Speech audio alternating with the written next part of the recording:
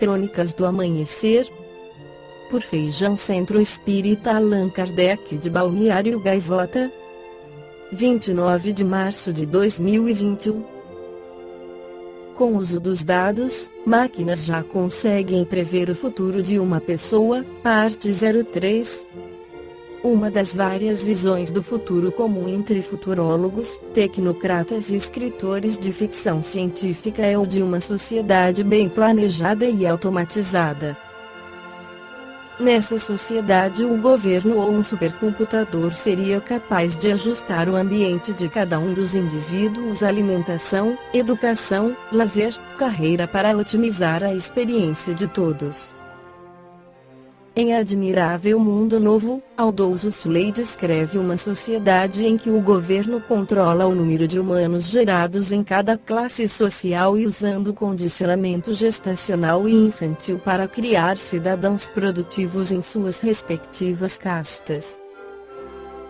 O cientista Norbert Wiener discutiu no livro Cybernetics a possibilidade e os perigos de comunidades com um controlador capaz de enxergar os desvios sociais e ajustar as intervenções para descontar os desvios, atuando igual um termostato regula a temperatura de uma casa.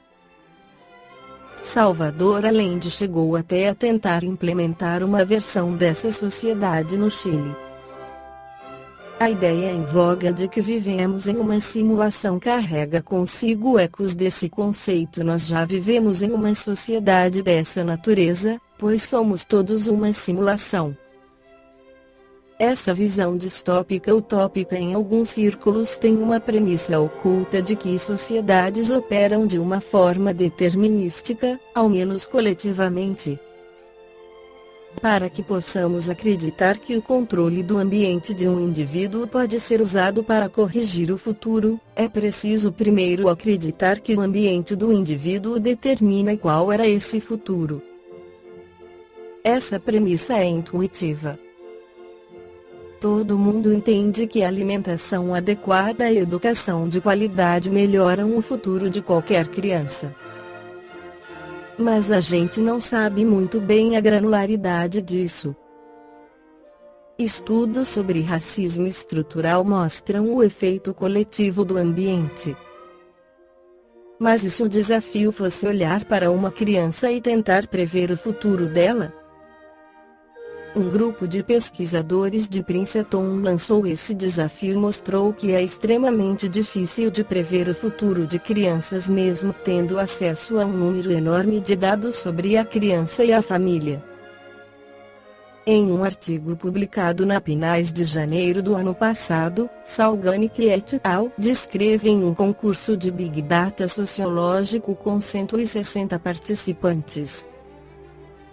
Cada um dos participantes recebeu 12.942 dados socioeconômicos de 4.242 famílias.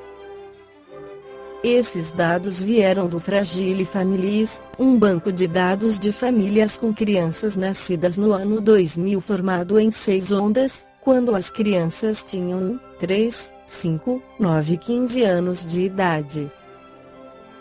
Apenas uma parcela dos dados da sexta onda, porém, foi distribuído para os participantes, para utilizar como conjunto de treino. O desafio era ver se os participantes seriam capazes de prever dados não distribuídos da sexta onda usando métodos Big Data. E o resultado foi devastador para os participantes. Nenhum participante foi capaz de prever razoavelmente bem nenhuma das 6 métricas lançadas como desafio: miséria familiar, média escolar da criança, empenho da criança, moradia familiar, educação parental e emprego parental.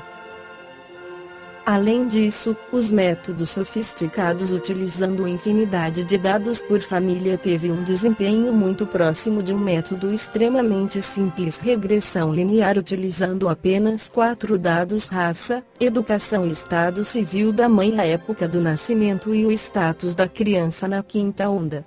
Esse resultado demonstra que a capacidade de prever o futuro de famílias usando o aprendizado de máquina sofisticadíssimo não é muito melhor que uma regressão simples, e que ambos os métodos são ruins.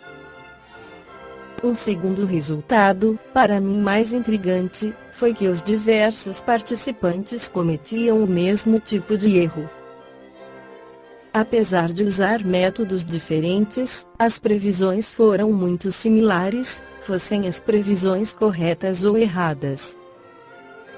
Esse tipo de resultado indica que faltou algum dado extremamente importante para descobrir o futuro da criança.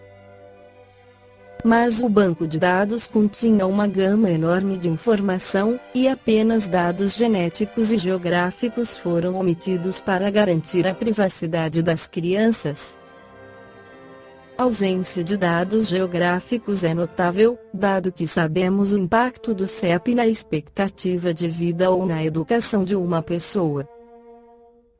Mas é difícil crer que a ausência de dados geográficos não seria compensada por dados sobre renda familiar, educação parental, alimentação, moradia, acesso à saúde e toda uma infinidade de substitutos.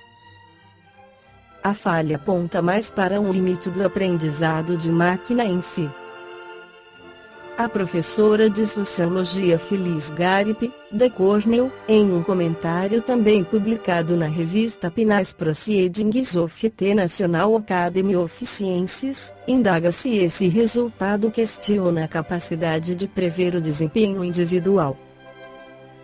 Em A Gênese, Allan Kardec apresenta suas conclusões acerca do conhecimento do futuro. Nada, pois, tem de sobrenatural o dom da predição, mais do que uma imensidade de outros fenômenos.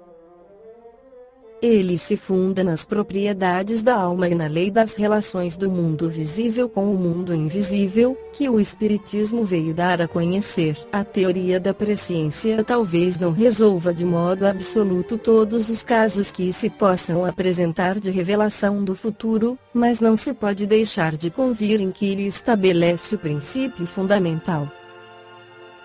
Muitas vezes, as pessoas dotadas da faculdade de prever, seja no estado de êxtase, seja no de sonambulismo, veem os acontecimentos como que desenhados num quadro, o que também se poderia explicar pela fotografia do pensamento. Atravessando o pensamento o espaço, como os sonhos atravessam o ar, um sucesso que esteja no dos espíritos que trabalham para que ele se dê, ou no dos homens cujos atos devam provocá-lo, pode formar uma imagem para o vidente, mas, como a sua realização pode ser apressada ou retardada por um concurso de circunstâncias, este último vê o fato, sem poder, todavia, determinar o momento em que se dará. Não raro acontece que aquele pensamento não passa de um projeto, de um desejo, que se não concretizem em realidade, donde os frequentes erros de fato e de data nas previsões. Capitão XLV, nos 13 seguintes.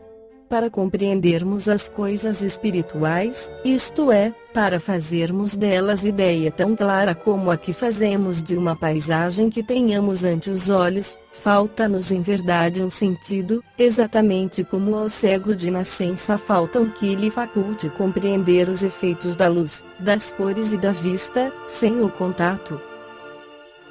Daí se segue que somente por esforço da imaginação e por meio de comparações com coisas materiais que nos sejam familiares chegamos a consegui-lo.